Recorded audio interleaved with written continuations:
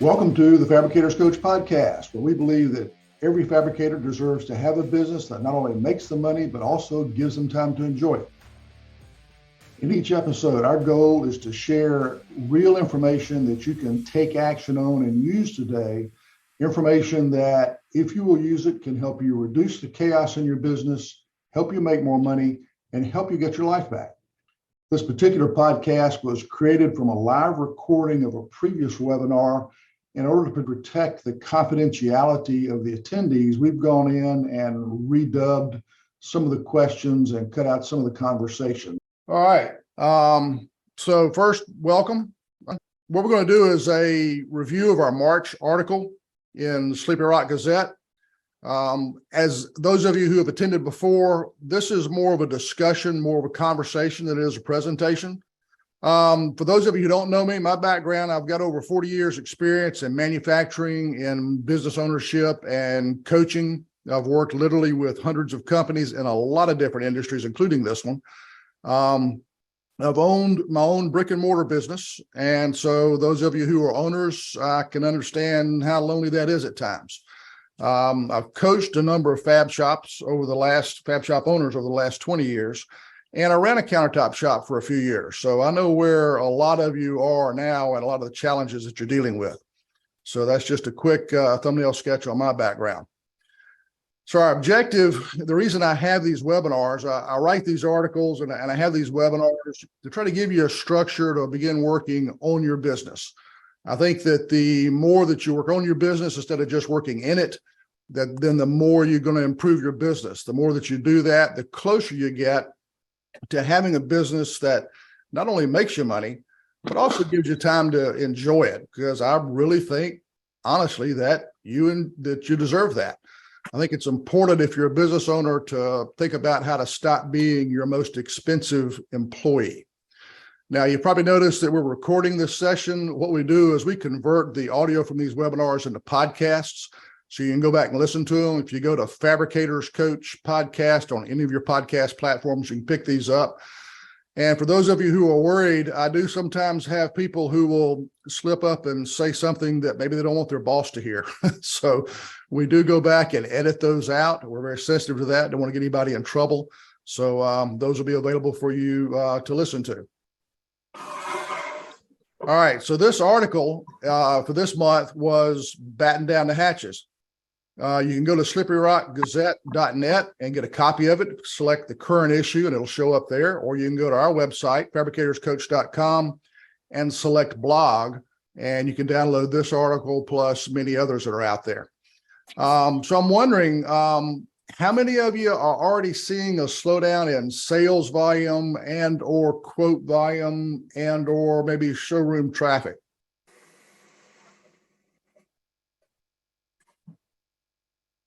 Victor, you guys still running strong? I would say that I can see a little bit of slowdown in, basically B2C or residential jobs, or I would say it takes a little bit longer for the people to kind of decide right now. So we could be measuring and quoting the jobs on the regular basis, but not all of them, going into like production as quick, I guess, as it would be like last year in like B2B with the contractors and builders. I think so far, we're pretty much on the same level. But overall, yeah, I would say that it looks like there is a little bit of a slowdown. Okay, good deal. Dan, you guys seeing any slowdown, or are things pretty well rocking along for you guys? Yeah, we've been pretty fortunate. We're, pretty consistently moving along. I think we put money in different places, 6 months ago to help anticipating some slowdown. So, but just as I'm learning this industry, I'm realizing that one day it could go from feast to famine pretty quick. So, so we're pretty fortunate. We've so far so good this year. A little better than we maybe forecasted that we would do, but certainly not counting our chickens before they hatch per se. Yeah, can understand that for sure. Anybody else have a comment? Anybody else seeing any changes at all? We do both commercial and residential work. Commercially is definitely on the uptick in Denver. We have seen a pretty big drop off in our showroom traffic since the first of the year. Normally we would attribute that to the holidays, but it just hasn't really picked up like it has in past years yet. Yeah, we're seeing folks I work with across the country seeing really a mixture of results. I've got a client in Central Texas, and they're just booming like crazy for a number of reasons. I've got clients other parts of the country that are not doing quite as well. Some market segments are doing really well, and some are slow. You see that Celio Stoltz is on the call. I talked to him at Tice last month. They do a lot of commercial work. And when you look at the economic cycles, residential tends to kind of be on the front end of the economic cycle. So if you're having a downturn, you typically feel it there first. The commercial stuff, because of the long lead times, permitting, financing, planning that goes into those, they tend to kind of trail that business cycle. So I think those are pretty typical. I've got one client I was working with that got a few phone calls during 1 week in December, and he lost 40% of his business in 1 week because all of his production builders just turned the light switch off because of interest rates. But then I've heard of other clients in other areas that are actually going out and getting more production builder work. So I think there are just lots of different factors. It's not an even overall impact for everybody. I think it varies a lot. So I think you just got to watch your own area and see what's going on. When you look at challenges like this, where things are up and down, things are uncertain, you're not really sure what next week or next month's going to bring. There are two pretty common responses to that. One is that real conservative, pull in your horns, cut costs, batten down the hatches kind of approach. And the other is to get really aggressive and figure out how to go out and take advantage of the opportunities that are going to be out there. Because those of you who have been through recessions and downturns before know that there are going to be opportunities out there. So our session today, we're going to talk about that first most common reaction, which is pulling in your horns, batting down the hatches, kind of getting ready to weather the storm, so to speak. Future articles, future webinars over the next few months, we'll talk about that more aggressive approach and what some of those activities might look like. So now let's get in kind of the details here. Let's talk about how we batten down the hatches and some of the decisions and some of the actions we may want to take. And the first most common one is control costs. And that's all if I can eliminate this cost, can the business still function?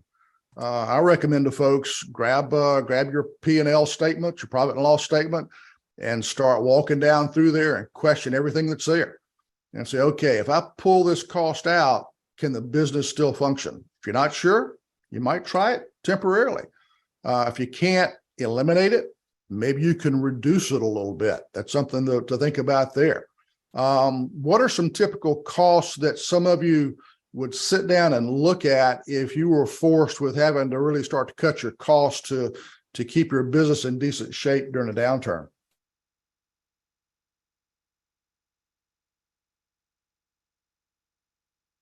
Celio, what kind of things would you look for? I apologize. The little one woke up. Hey, can you hear me, Ed? Yeah. Okay, cool. Right now, actually, because of the ups and downs, we're still going strong. We have a couple of large contracts, but through the ups and downs, we got to get more diligent in, unfortunately, furloughing a few people, right? Because right now we're a little down. But besides that, keeping an eye every day, every week on those processes, on how long it's taking to load trucks, leave to the job site, plan the fabrication and installation sequence so we can get the most out of those trips. We're in the San Francisco Bay Area, just so you have an idea. Plus California labor loss, our guys start the work in the shop, right? And we account for about a couple hours driving only, which adds a lot of labor into our. So we got to watch those details a lot. Okay. Other than labor, are there any specific costs that you guys have taken a look at, maybe either eliminating or reducing? No, we've been doing that for about a year now, and right now, well, it's probably most people have noticed that all materials went up quite a bit, and we've cut everything we could so far, actually. Okay. Good. Dan, you guys, I know, do a good job of planning and execution because of your previous life. What type of cost would you guys take a look at to see if you can eliminate them or reduce them other than labor cost? Yeah, we haven't found too many to eliminate. One of the things that we did, different advertising streams that we were using, if we weren't getting a benefit out of them, we wouldn't eliminate them, but we'd reallocate in places that we were getting a larger benefit from. So I think we had probably 4 or 5 different ways that we were trying to generate leads and things, and we streamlined those down to get a better ROI on those. So that's the first thing. The other thing that's helped us out a lot is expenses like shop supplies. Obviously, you can't eliminate those; you need those. But we, I think when we were extremely busy the previous 2 to 3 years, we were buying shop supplies just. What do we need? Hurry up, buy them, bring them in, throw them on the shelf and go.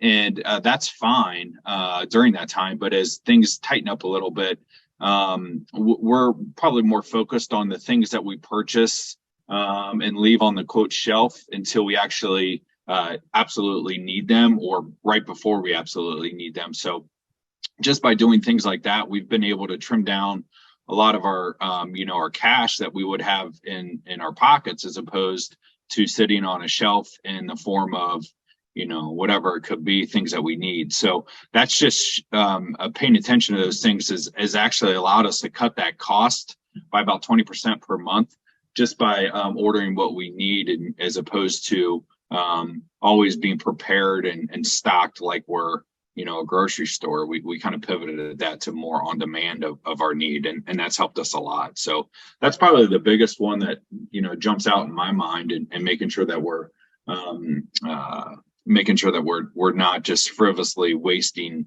or letting some of our money or cash sit in the form of other things that's not generating anything for us.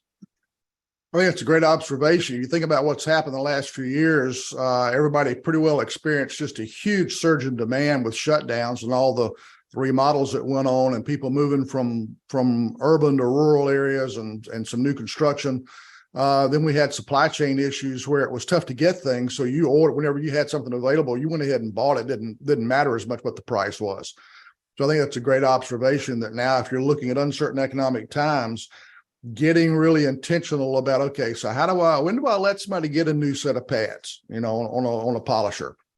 How long can I make this saw blade last before I start having productivity problems and quality problems and CNC tooling and the whole 9 yards, everything that's consumable. So certainly tracking those shop supplies and those consumables is a great way to look at costs. Anybody got any other cost categories other than labor? Because we'll talk about labor here in just a minute. Anybody got any cost categories other than labor that you would normally look at during a time like this? Well, I would say we have, let's say, a part of the budget going towards the Google ads.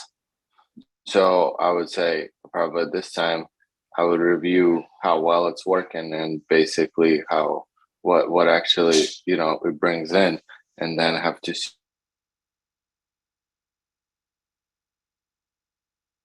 Victor, I think we lost you. see if it's something, well, like you said, maybe, if weather has any impact. Yeah. And that's pretty common. When sales slow down, people stop spending money on advertising a lot of times. They see that as a variable expense that they can start to reduce. Other things people look at are company cell phones. How many do you really need? Can you go back and renegotiate maybe some of the plans on those phones and get those costs down a little bit? When you look at memberships and organizations, I'm a big fan of the industry organizations that we've got. I think there's a lot of value there. But when you start looking at the thousands of dollars that some of these have, can you shift that membership from one organization to another that maybe doesn't have quite as expensive a cost? Maybe you decide to kind of sit it out for a year or two. Those are things to be considered as well, because the real question is, if I eliminate this cost, or if I reduce it, is it going to have a significant negative impact on how well I run the business? And I think that's kind of the mindset that I would recommend you use as you start to look at all these different costs. I mentioned going down the P&L, looking at line item by line item. I think it's even more effective a lot of times. Just take the stack of payables that you've got, your stack of invoices that you receive for bills you've got to pay, and start looking at each line item in each one of those. Just take some time every week to just spend an hour looking at them. You won't get through all of them necessarily the first week, but spend some time watching those and start to question, how can I manage this? So that's a pretty common approach in an economic downturn. Something that you all have already kind of mentioned is this next category, and that's preparing to lay off employees. One of the things I recommend to folks, and of course, I think Celio mentioned they'd already maybe done some layoffs. Nobody really wants to do any layoffs, but when things get tight and you look at your big expense categories, you can't do with less slabs unless maybe you can reduce your inventory a little bit, but you got to buy slabs in order to make countertops. If you don't have as many orders, you're not making as many countertops, maybe you don't need as many employees. And so as tough as it's been to hire good people lately, there's always in organizations, there's always a one or two people that maybe aren't your top performers. This is a good time to take some time and decide, do you want to let these folks hang around, or maybe is it time to help them find a new work address? Dan, I see that you unmuted. Did you have a comment? No, I was just going to kind of add something too. As you were talking, one of the things that really stuck out to me about the cost control is because we've talked about this a lot, and obviously we don't want to lose anybody, people. So we decided that we're going to look at all other avenues and keep our employment level at the same that it is, just because we like our team and feel a little bit of sense of duty towards them. So one of the things that we did is we looked at, especially right now, and for everybody on the call, I'm sure their biggest cost is material, just slabs and things like that. So while we didn't do anything new, we probably over the past 6 months, we've paid more attention to what our percentage of material usage is per job, and creative ways for our team to be able to be better at using less material on the jobs that we're doing. So, and that's helped us so much over the past 6 months, and it didn't cost anybody a role or a job. We just kind of focused on things like that. That's such a big expense for all of us that we were able to save a ton of money just by getting some kind of tracking and metrics, and our programmer just talking to him about how we're doing and giving him numbers, and he's pretty specific and a little anal too about things. So he's a perfect person for that job. And every month we talk about it. He's like, what's my score and the percentage? And it's helped us reduce that just in the past year. Gosh, we've reduced it 6 or 7 percentage points, which is straight to our bottom line. And it's helped us a lot. And as the business owner, I feel really good about that versus the easy quick of laying off people. And certainly that's part of this. I understand that.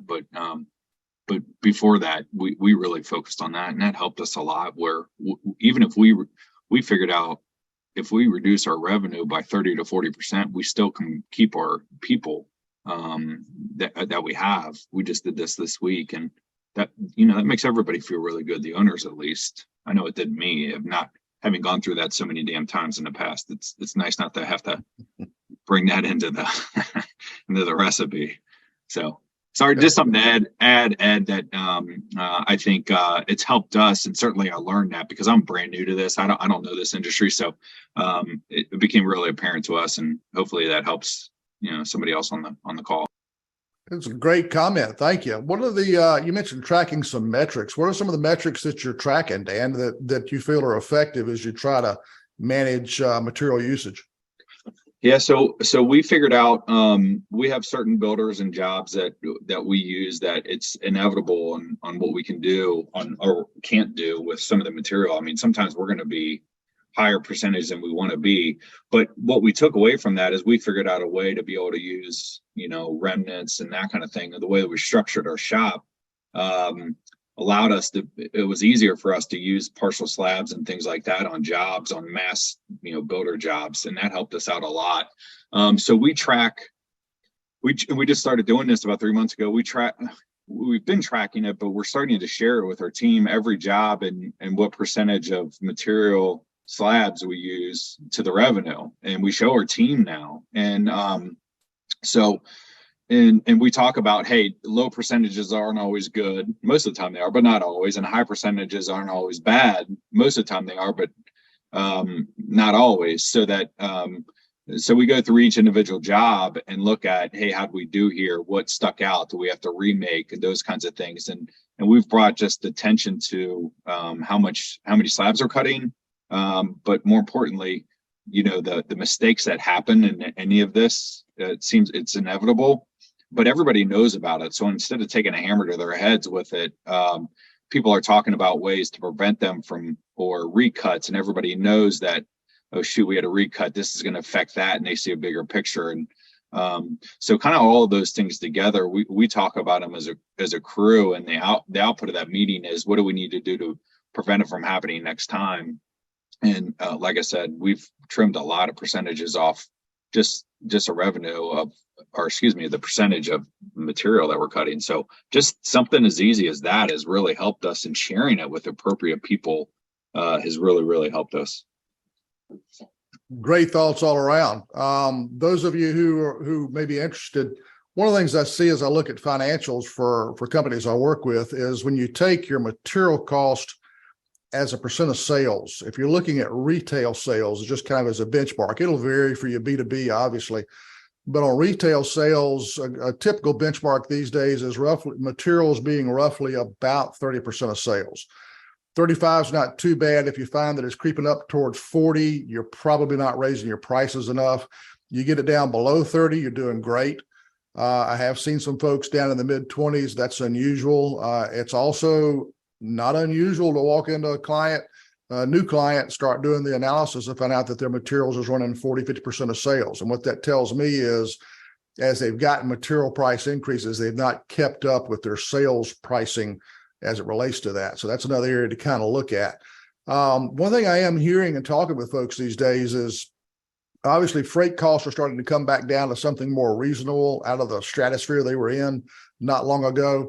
I'm hearing, and I've not verified this, so take this with a grain of salt, but I'm hearing from a couple of folks that apparently the distributors have placed a lot of orders for material, especially out of Brazil.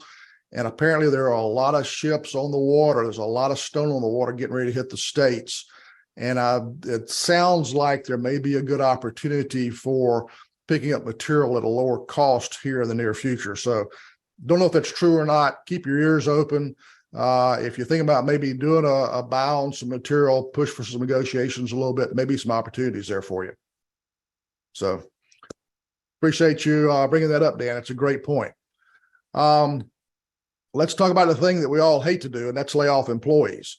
What I like to recommend for folks, and Dan and I both have worked for large corporations in the past, and that's usually one of the first things that large companies do is things start looking slow, the forecast starts getting light, they immediately start cutting heads. And that's one of the reasons that we're very reluctant to do this as a first move.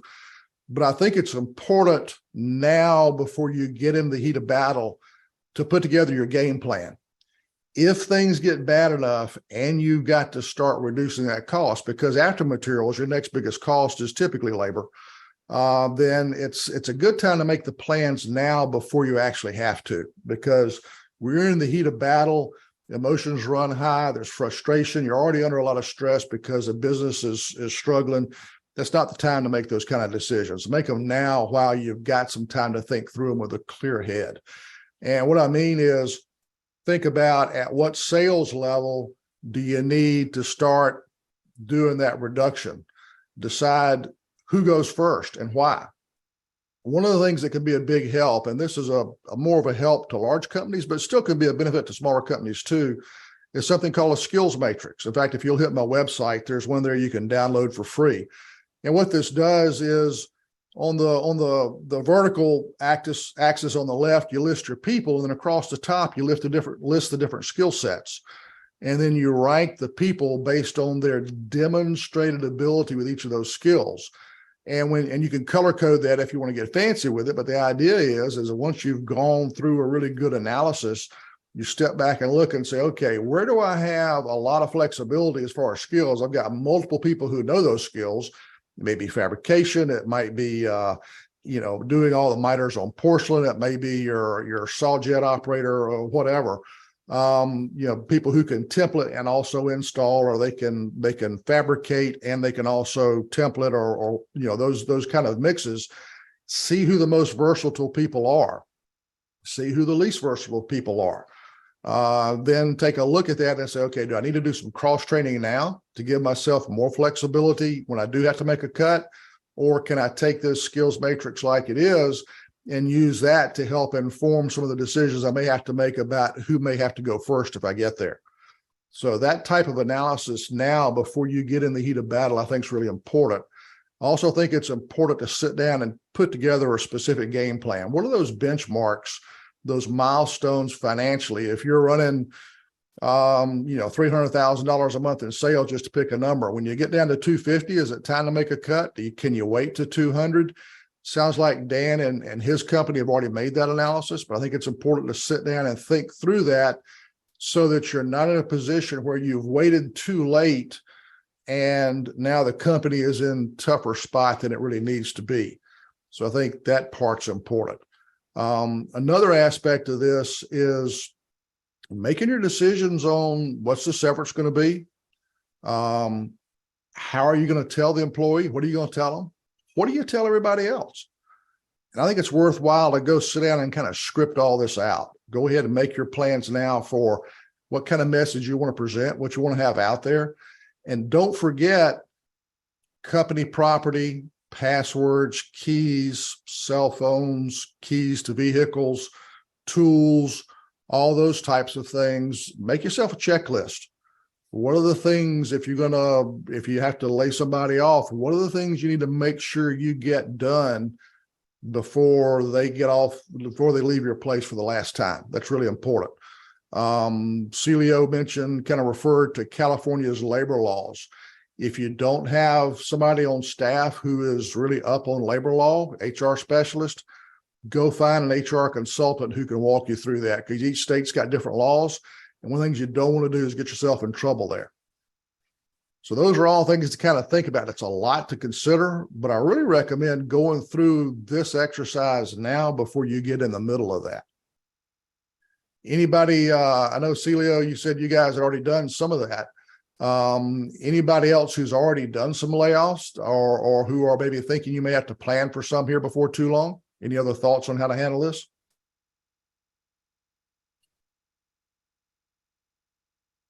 Drew, have you joined us yet? You got any thoughts? Hey, sorry. Yeah, I'm here. I had a little audio problem earlier. So we're not approaching layoffs. We're still busy. We're in the Charlotte area and it's still going good, steady. We're even considering bringing on another salesperson right now. So, but it is good conversation to consider, especially kind of what that break-even point is, where, yeah, we got to start laying off and look at drastic cuts. Like everybody agrees, layoff is the last thing you want to do, but we've been paying attention to our material, how we're using remnants, how we're using our stock materials as best. Reconfigure how we do that with our material manager. And then also we've gone back and redo terms with all of our vendors. So we're at least 60 days on invoices. And then also in our AR, working on collections and AR policies and going through that. So But fortunately, right now we're not looking at layoff, but it's good conversation because it's inevitable. At one point, we're gonna have to consider, making that move. But I think finding that break-even point, kind of where that is, and then who it is. We have guys that work second shift that are critical. So it's a tough discussion, but I think it's a good one to have for sure. Okay. What do you, Drew, you said you're in Charlotte, North Carolina. I'm in South Carolina. Our states are the third and fourth fastest growing states in the country right now. We're behind Texas and Florida. I forget who's 1 and 2. Yeah. They're the fastest growing ones. What's your forecast for your area? What do you think's coming? What do you think's going to happen the next year or two in your area? So, same thing we've been hearing for the last year. It's like, hey, it's gonna happen. It's gonna slow down, but the number of people moving into the Charlotte area has not quit. The housing market has come back to a decent level. It's not as crazy, but there's still a high demand. So people are still renovating. We're in the residential remodel. We don't do a lot of commercial. So we're geared towards the upper end of the market, and it's nonstop right now. It's wild. Now, the builders we talk to, they are seeing a slowdown as far as how many people are calling. Whereas one builder told me they get 12 calls a week at the height. Now they're getting 5 or 6. But, before COVID, they were getting 3 or 4. So it's still up there, but it has come back to a normal rate. Yeah. And then talking to all the vendors, they're still seeing a ton of people, whether we're doing their business or not. They're still seeing a lot of people coming in their stores. So it's busy. We're not seeing a slowdown, but we're looking for it. Yeah, I think it's just, I think in your case, a lot of it's geography too. So that's good. Yeah, for sure. Thank you. Yep. Any other thoughts on the issue of preparing for a layoff now before you have to?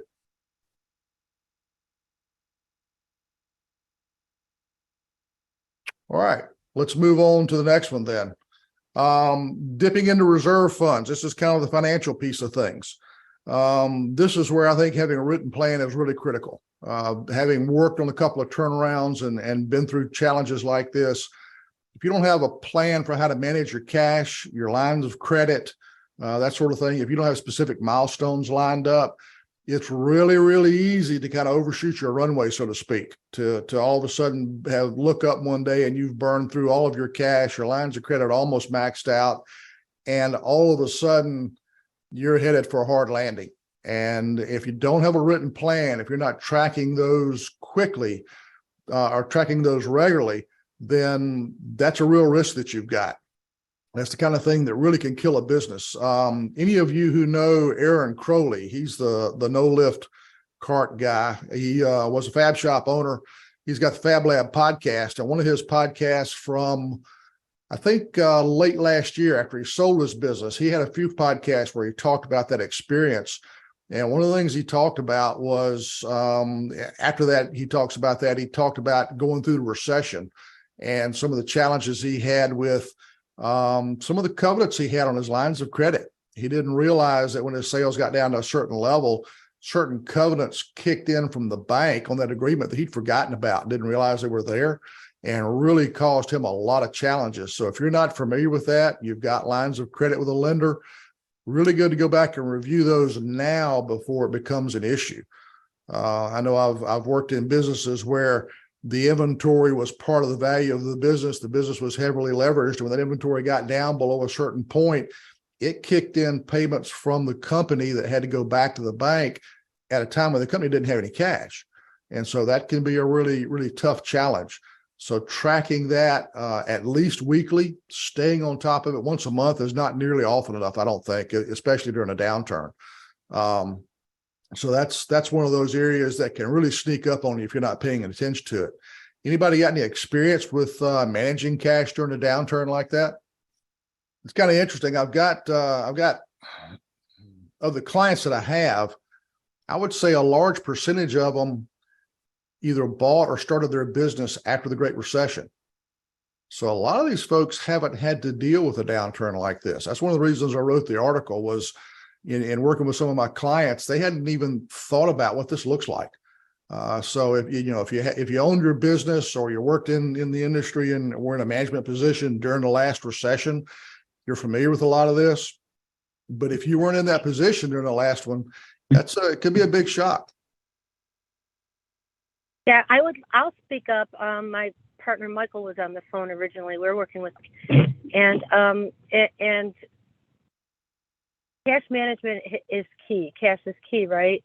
And so when you said look at that cash weekly, that's incredibly important. We didn't just look at the cash weekly. We were on top of it and made some changes in accounts receivable policies. A lot of what you've talked about the things have been implemented. And so I don't think anything's more important than managing and having a cash flow report that's looked at all the time. The owner has to know where that every penny is. And it was a downturn for us for a lot of reasons last year, and that was really key to keeping the business going and growing. I appreciate that. Yeah, I talked with some other folks from upstate New York over the last year. It sounds like upstate New York kind of hit a rough patch last year. It did, and the biggest reason really was during the pandemic, it was impossible to get and maintain. I didn't comment on labor, but it was about having the right labor force. And that has come back. And one of the things that has been really beneficial and positive this year is a really good cross-trained team. Good. And we lowered. Go ahead. Same thing, looked at line by line at the P&L and reduced expenses everywhere that could be reduced. And the year came in well, and this year's looking good. One last thing is, a lot of the business was based on new builds. So you guys in the Carolinas are lucky. That's going to change here. So the marketing strategy is moving to really putting in a really good social media plan to talk to end users and start working with realtors more and end users and less with contractors. Okay, so you guys are going to focus more on retail and less on B2B then? The B2B walks in the door because it's a small town and the company has a great reputation. So the contractors know and they come in. We don't have to do a lot of marketing, but there's never been a lot of marketing to the direct to the consumer. And there's a real shortage in inventory of property to sell even. So the building is going to start slowing down new builds. And so we really need to work at those people coming in, paying cash for homes because we're near Cornell University. There's a demand for homes, and upgrading the homes. So it's really about communicating and bringing those direct consumer, business to consumer strategy. Yeah, I think you're right. And that kind of leads into our next topic, which is tracking leading indicators. I've had a lot of folks say, well, new starts are down, but remodels are going to be up. And I kind of wonder about that because a lot of folks I know did their remodels during shutdown. But what you're saying, I think, is that you've got there because of a shortage of housing available in certain areas, that people moving into the area may be wanting to upgrade those houses. So there may still be some remodel activity in that area. Is that kind of what you're seeing? Yeah, and also having talked to a number of realtors, people are going to have to settle for less than their ideal purchase. And so they're actually marketing businesses that aren't the ideal, or properties that aren't the ideal property, and encouraging the buyers to buy something less than and then remodel and spend more money on upgrading because what they want is not available. Yeah, and if you're in an area where that's happening, that's great. I would imagine in urban areas, probably not as much of that, but in more rural areas, you're probably seeing more of that just in general. And since you guys are in a small town, that may be what's part of what's driving yours, plus your proximity to a university. Correct. Okay. So as we talk about leading indicators, and I think maybe it was Drew that was talking a little bit about what he's seeing in Charlotte. I know in South Carolina, we've got between 200 and 400 people a day moving into the state. And North Carolina is larger than we are. So you guys maybe even have even more coming in up in Charlotte, North Carolina. But these leading indicators, I think, are really key. Obvious things that a fab shop would look at is the conversion rate, because quotes are a leading indicator for sales, obviously. But I don't see a lot of shops that are tracking that conversion rate and they're actually graphing it, both tracking the dollars and the number of orders. And so the thing I mentioned in the article is, if you're graphing this and your conversion rate is going down, the number of orders, percent of orders is going down, but your dollars is staying steady. What's that tell you about what's happening to your business?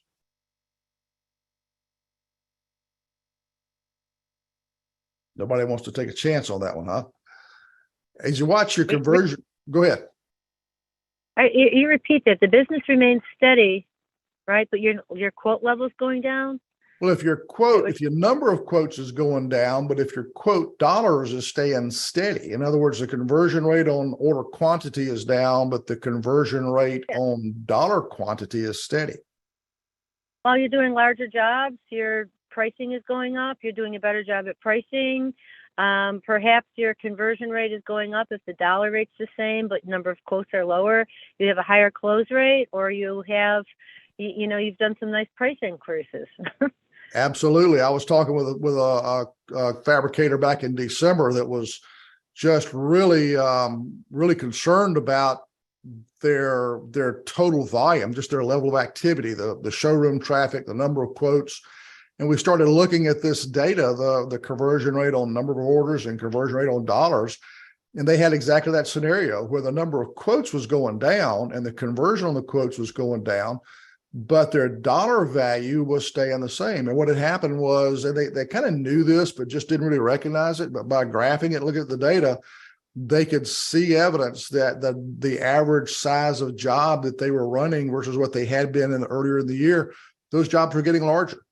And so that had a big impact on how they made decisions in the company. And obviously, if you had a scenario where your conversion rate's going down, your number of orders is going down, and your dollars are going down, that's a leading indicator that tells you may have a big problem coming, right?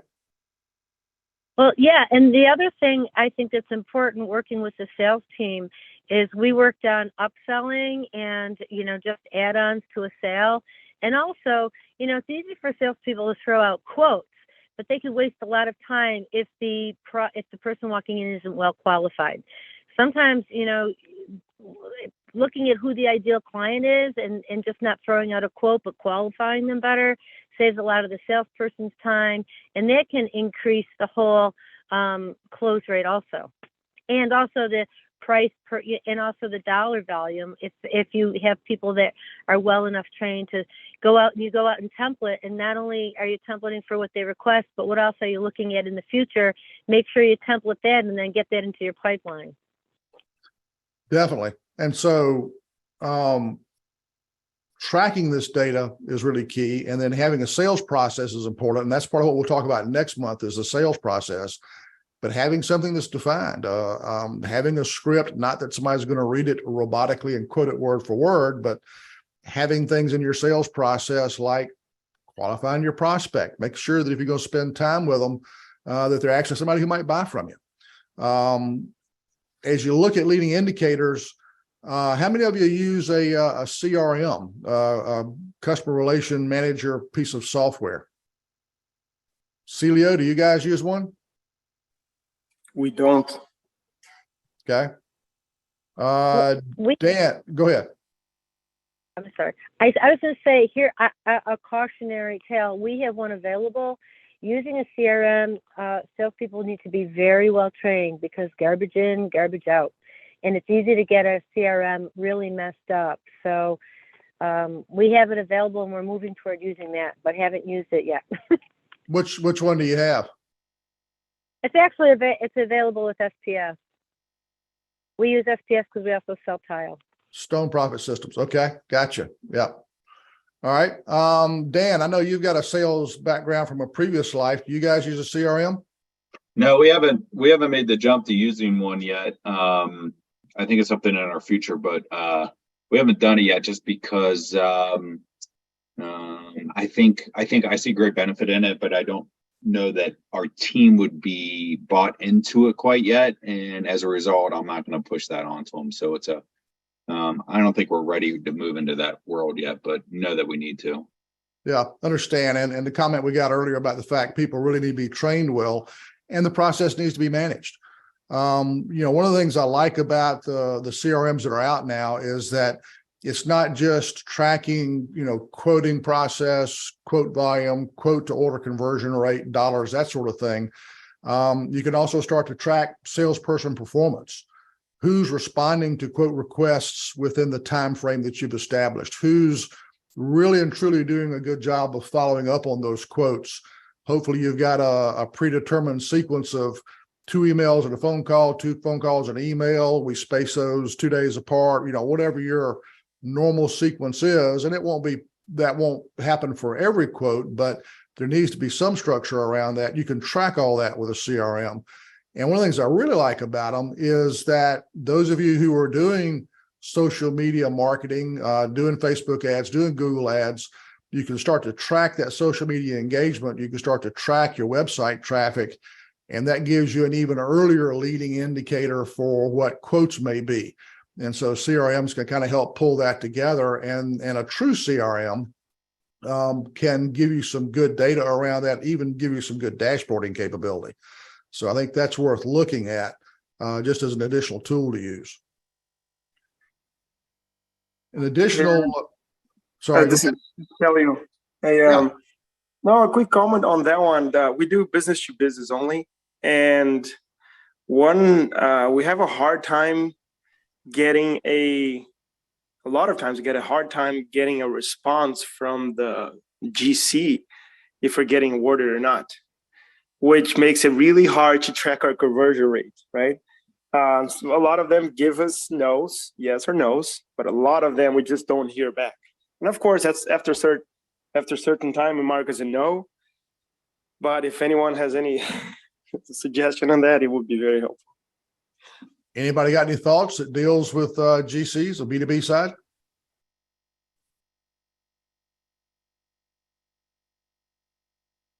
Who else is doing commercial work that's got a thought on how to get an answer back from a GC? Well, like I said, I work with a lot of GC and builders, and some of the commercial projects too.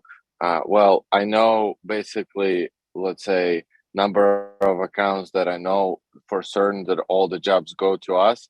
So whenever, there is a job that's coming in, like I already know that we're going to get this job because they only work with us as a fabricator. And some of the projects that, like you said, maybe you don't know or you don't get the answer from them, I just try to call them or send them a follow-up email like, hey, do you need anything else? Like, did you get the quote? Like, do you need any updates? And so what? And sometimes it did help me to basically, pull the project towards us because I was just communicating with them back and forth. And I guess for some people it could be valuable. Okay. Yeah. I appreciate that, Victor. This may be a good topic to kind of kick over to our half-hour follow-up because we're getting close to the top of the hour. One resource that's out there you may want to look at is a guy named Justin Shaw. He's at Stone Fabricator Elite, and he specializes a lot in the B2B relationship, and he's got some really good techniques for that. So you may want to give him a call. And I know he's got some sales webinars coming up with ISFA. If you're an ISFA member, be worth checking that out or just giving him a call because he does some webinars as well. Another leading indicator I mentioned really quick that I think is worthwhile is going to your home builder association meetings. I know that fabricators typically don't go because you don't get any work there. But if you're dealing with contractors, they're going to be contractors in those meetings. It may not be your contractors, but you can go in and have conversations like, so how many homes did you start last year? How many homes do you plan to start this year? What do you think the end of this year looks like? You can start picking their brain on what other companies that are like your customers, you can pick their brain on what they're seeing and what they're forecasting. And then also too, don't forget talking to your customers, go and asking them for what they see coming at them as far as volume this year, what their plans are and what kind of trends they're watching. Every state has got a Department of Commerce. There's a lot of information there that's going to be available. Every state's got some form of economic development. Sometimes it sits under commerce. Sometimes it's a separate nonprofit type organization that works with commerce. Your economic development people will know who's moving into your area, who's moving out. Are they likely to hire a lot of blue collar type labor? Are they going to hire a lot more office type labor? Gives you a good idea of some of these dynamics we're talking about. So those leading indicators, I think, are really important so that you got your finger on the pulse of what's coming at you in your geographic area, because that's a really, really key part. The companies that I see, the fabricators I see that do a really good job of managing their businesses, they're doing that look ahead so that they have some idea of what's coming at them so they can plan for it. About ready to wrap this up at the top of the hour. Our next article is titled "How to Close Every Prospect." It focuses on the concept that salespeople are made, not born.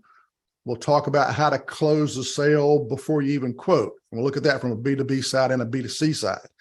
I think it's important for us to understand and to acknowledge that our businesses are running exactly the way that we've designed them to run. So if you're not happy with how your business is running, I do offer a free customized assessment. Hit the website, fabricatorscoach.com, and press that button and schedule a call. Then we'll set up a time and talk through that. We've got some things coming up you may want to keep your ears out for. One is a sales mastery class, once a week, fixed fee, low price per month for the company. Really good sales training class from a master sales trainer. We've got an owner's mastermind. If you're interested in the sales class, email me and I'll get you set up with a free introductory session. Got an owner's mastermind coming up in a few months. We're still working on it. If you're interested in that, let me know. But I want to thank you all for taking some time out of your St. Patrick's Day. I hope this has been helpful for you. I hope you have a great weekend. And like I said, I'll leave this open for another 30 minutes or so if anybody wants to hang around and has any questions. So thanks, and I hope you folks have a great weekend. Thank you, Ed. Thank you, Ed. All right. Thanks, everyone. Yep, thank you. Thanks, buddy. Thanks, guys. Thank you for listening to this episode of the Fabricators Coach podcast. If you've got any additional questions about this particular episode or anything else, please check us out at fabricatorscoach.com. Thanks. Have a great day.